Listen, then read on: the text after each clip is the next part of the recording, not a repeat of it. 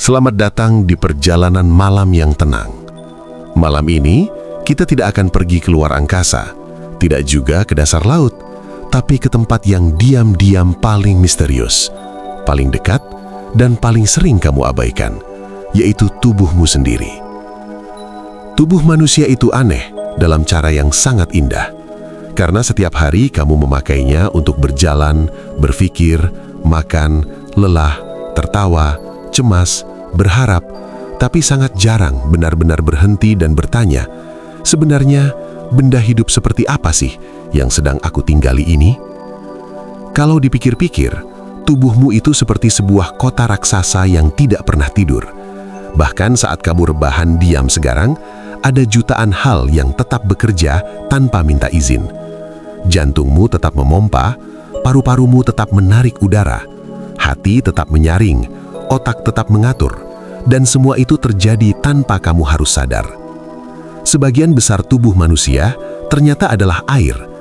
Air itu ada di darah, di dalam sel, di jaringan, bahkan proses kimia paling kecil yang membuatmu tetap hidup sangat bergantung pada cairan yang diam-diam bergerak di dalam dirimu. Coba bayangkan tubuhmu seperti sebuah planet kecil, dan air di dalamnya adalah sungai, kabut, dan laut yang terus berputar, tanpa peta, tanpa suara, tapi sangat presisi. Tubuhmu tidak berdiri dari satu benda utuh. Ia dibangun dari unit-unit kecil bernama sel. Sel-sel ini seperti penghuni miniatur yang punya tugas masing-masing. Ada yang jadi pelindung, ada yang jadi pengantar pesan, ada yang jadi pembawa oksigen, ada yang jadi penjaga perbatasan, ada yang hanya hidup sebentar lalu diganti, diam-diam, tanpa kamu sadari. Jadi, kalau suatu hari kamu merasa, aku masih orang yang sama seperti beberapa tahun lalu, secara perasaan mungkin iya, tapi secara biologis, banyak bagian dari tubuhmu sebenarnya sudah berkali-kali diperbarui.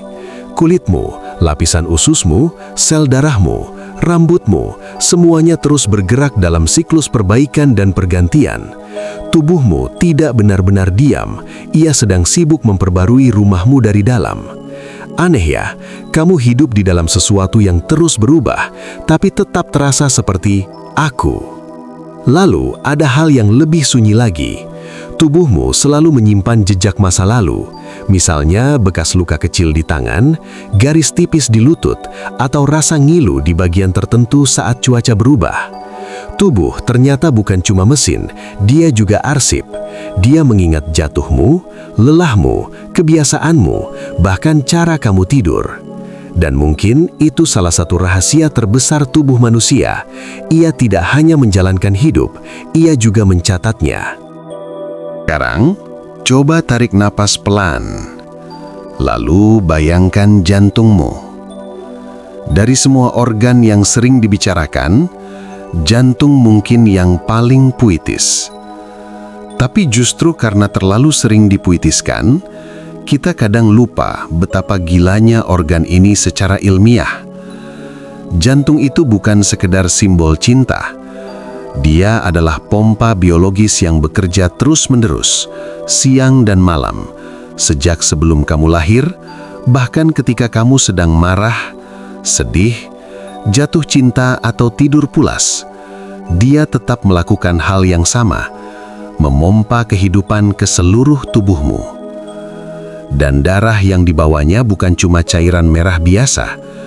Itu seperti sistem logistik tercepat di dunia, membawa oksigen, nutrisi, sinyal kimia, dan kadang-kadang juga pasukan pertahanan tubuh. Semuanya lewat jalur-jalur halus yang bercabang kemana-mana. Kalau pembuluh darahmu disusun memanjang, tubuhmu sebenarnya punya jalan raya internal yang sangat luas. Begitu luas sampai rasanya aneh bahwa semua itu muat di satu tubuh yang kadang cuma duduk diam sambil menatap langit-langit kamar. Lalu ada paru-paru yang bekerja sangat sopan. Dia tidak pernah teriak minta diperhatikan, tapi berhenti sebentar saja, kamu langsung sadar betapa pentingnya dia. Menariknya, setiap napas yang kamu ambil sekarang mungkin mengandung atom yang pernah dihirup manusia lain di masa lalu. karena udara di bumi terus bercampur, terus berputar, terus kembali. Jadi secara diam-diam, setiap napas adalah pertemuan kecil dengan sejarah. Dan di balik semua itu, ada otak. Nah, ini bagian yang paling unik, karena otak adalah benda yang sedang mencoba memahami dirinya sendiri. Dan itu terdengar seperti teka-teki yang ditulis terlalu larut malam. Otakmu sekarang sedang memproses kata-kata ini, membentuk gambaran, menyambungkan ingatan, mungkin sambil mengingat sesuatu yang tadi siang terjadi, atau seseorang yang tiba-tiba terlintas tanpa alasan. Dan menariknya, otak tidak selalu butuh alasan yang jelas untuk memunculkan sesuatu. Kadang ia hanya sedang merapikan gudang dalam kepala. Ada banyak hal dalam tubuh yang terasa otomatis, tapi sebenarnya hasil kerja sistem yang luar biasa rumit. Misalnya kamu tidak pernah harus berkata, jantung, mulai berdetak ya, atau paru-paru, lanjutkan. Semua itu sudah diatur oleh sistem tubuh yang bekerja seperti orkestra tanpa dirijen yang terlihat. Dan justru karena terlalu otomatis, kita sering lupa betapa ajaibnya. Tubuhmu tahu kapan harus berkeringat, kapan harus menggigil, kapan harus merasa lapar, kapan harus mengantuk, kapan harus waspada, kapan harus menyimpan energi, dan kapan harus memperbaiki kerusakan. Seolah-olah ada jam tak terlihat yang terus berdetak di dalam dirimu. Dan memang ada. Tubuh manusia punya ritme biologis, semacam jam internal yang membantu mengatur rasa kantuk, bangun, suhu tubuh, hormon, dan banyak proses lain.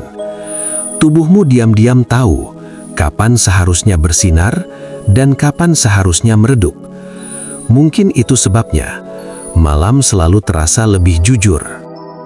Kalau siang hari, tubuhmu seperti kota yang sibuk, maka malam adalah waktu petugas kebersihan mulai bekerja. Saat kamu tidur, tubuhmu tidak benar-benar mati lampu. Justru banyak pekerjaan penting baru dimulai saat kamu berhenti ikut campur. Otak yang seharian menerima terlalu banyak hal, obrolan, notifikasi, ekspresi wajah, suara kendaraan, ingatan random, kecemasan kecil, semua itu tidak dibiarkan menumpuk begitu saja. Saat tidur, otak membantu menata ulang informasi, memperkuat memori yang penting, melepas yang tidak perlu, dan menciptakan ruang untuk hari berikutnya. Jadi, kalau kamu pernah merasa, kok habis tidur rasanya pikiran agak lebih ringan, itu bukan perasaan kosong. Memang ada pekerjaan diam-diam yang terjadi. Bahkan tubuhmu juga memanfaatkan tidur untuk perbaikan fisik, pemulihan jaringan, keseimbangan hormon, dan dukungan untuk sistem imun.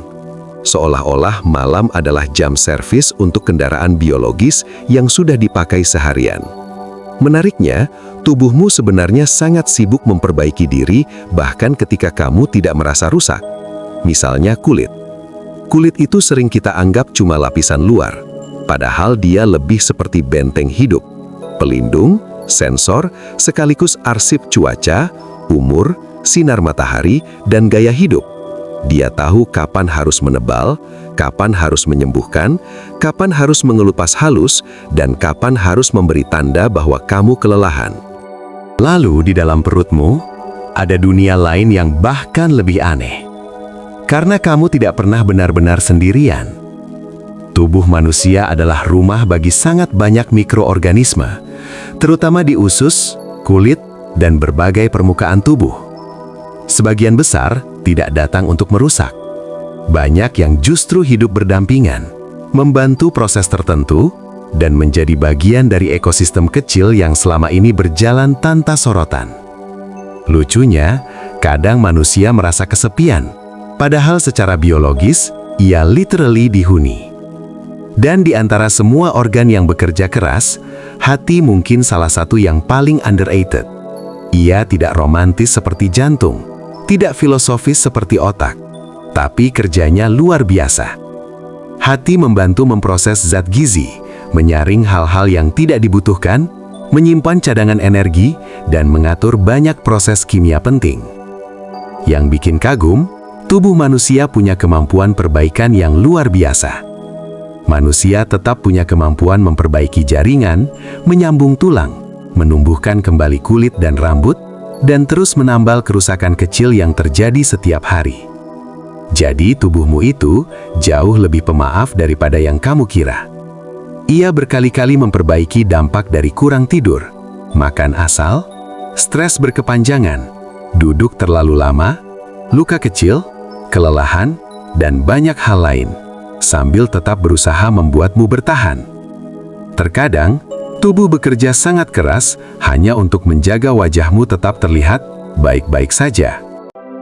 Dan mungkin itu juga alasan kenapa kita sering terlambat sadar kalau diri kita sedang tidak baik.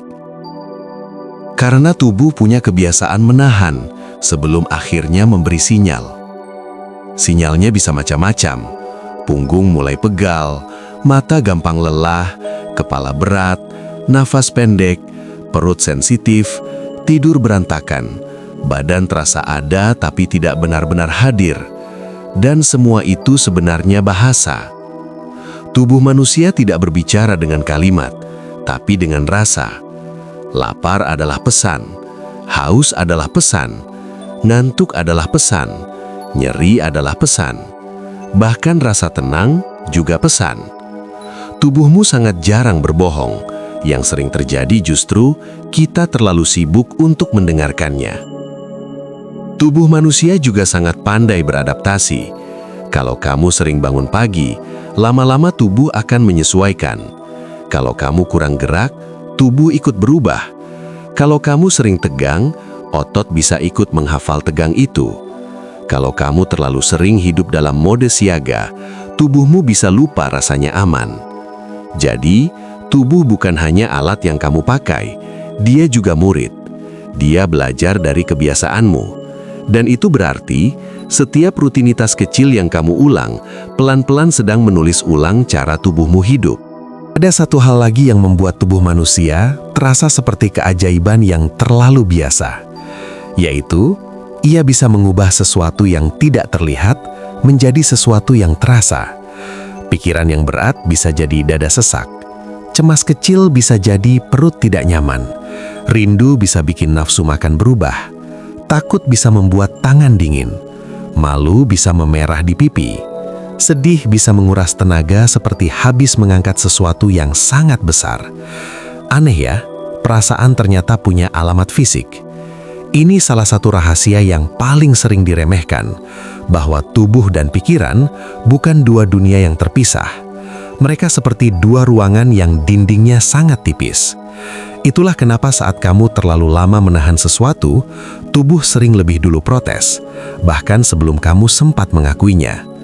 Dan justru karena tubuh menyimpan banyak hal, ia juga punya caranya sendiri untuk melepaskan.